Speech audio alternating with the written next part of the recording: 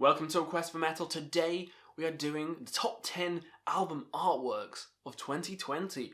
There's been hundreds of albums, thousands of albums, and each one has had an artist at the helm to craft a beautiful piece of, art to catch your eye, to make you go, wow, this album's fucking amazing. I'm going to buy that. Today we're going to count down my top 10, but before I do, let me know down below what's your favourite arts. What's been some arts that have caught your eye and made you go, holy shit, I don't know what that band is, but I'm buying that fucking album.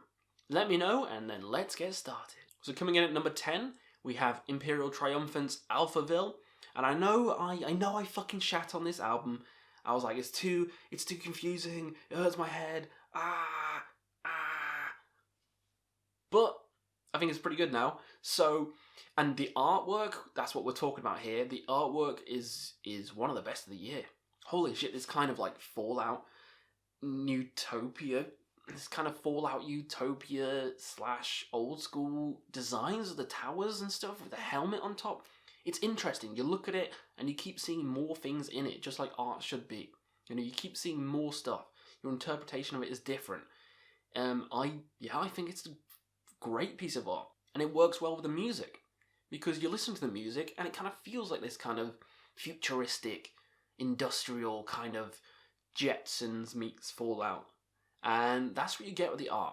So the fact that they managed to encapsulate what the music sounds with in the art is a testament to how good the artist is. So hell yes, this is making it onto the list. So next up is a completely different reason why I like this one. Eternal Champion, Ravening Iron. Yeah, this one's just a fucking skull throne, and there's a dragon, there's like snakes, there's tits, there's swords. Come the fuck on. This is one of the best of the year, for those fucking reasons. It's metal as fuck. This is, if someone says, what's a metal album cover, I'd instantly show them this. I mean, they'd probably even think about this. It's very Dungeons and Dragons, very metal, you know, it's power metal, what'd you expect? It's an awesome cover, and so is the previous one, like the kind of He-Man pose. Awesome cover, and it has to make my list. Come on. It's got swords and a skull throne. It has to make the list. Next up is Nihlistic Estrangement by Forgotten Tomb.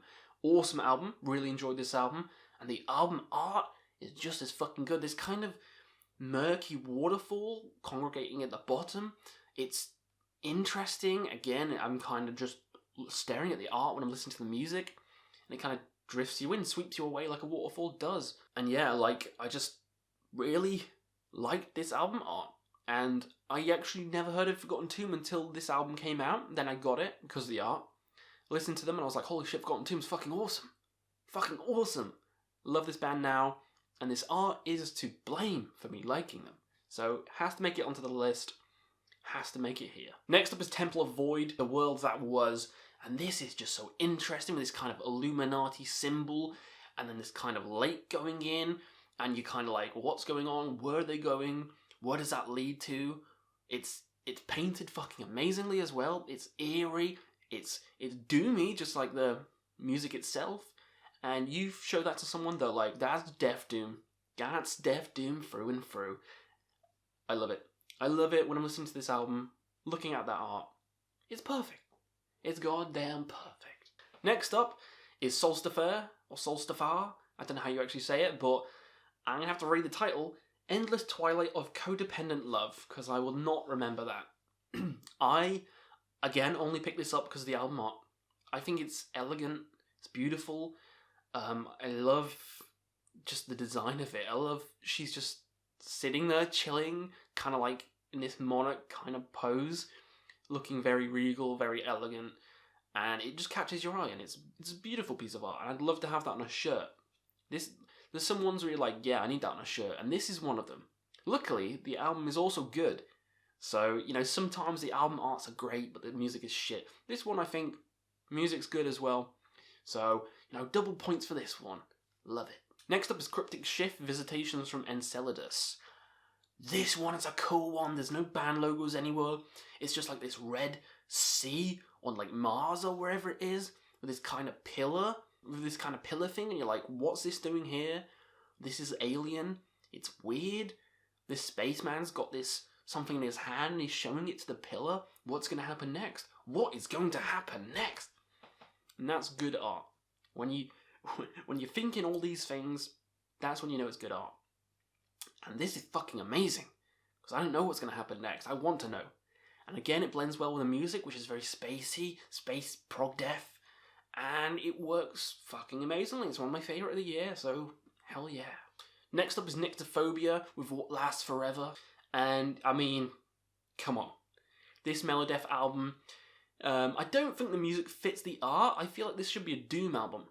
I feel like this should 100% be a Doom album from that album cover. Funeral Doom, or maybe Death Doom, or even Black Metal, but that aside, the art is fucking stunning.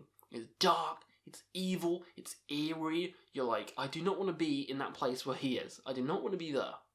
Because that would be terrifying. Like how murky it is. Fuck all that, it's nightmare fuel. I absolutely love this art. I absolutely love this art. It's one of the best of the year. So yes, it's making it onto this list. And the album's awesome, but I don't think Melodeath kind of fits with the art. But that aside, it's fucking good art. Come on. Next up is Convocation with Ashes Coalesce. This is a beautiful piece of art. And you know it's Doom. You know it's Doom.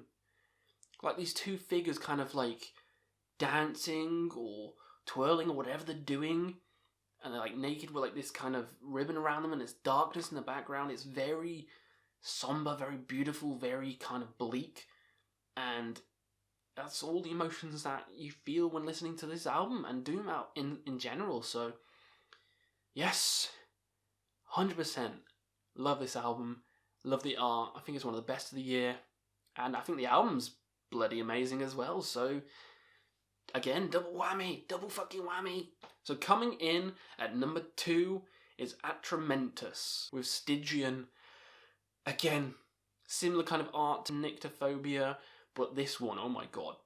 Like, how ominous is this? Like, he's kind of like a wary warrior, like just, and the scale of everything. Like, the scale of the statues in front of him or her is ridiculous. You feel the sense of dread, you feel the sense of scope, what he's up against. Like, it's ridiculous. It again, works with the music, which is Funeral Doom, works with the music. Dark, eerie, and foreboding. I love this. It's coming in my number 2 spot.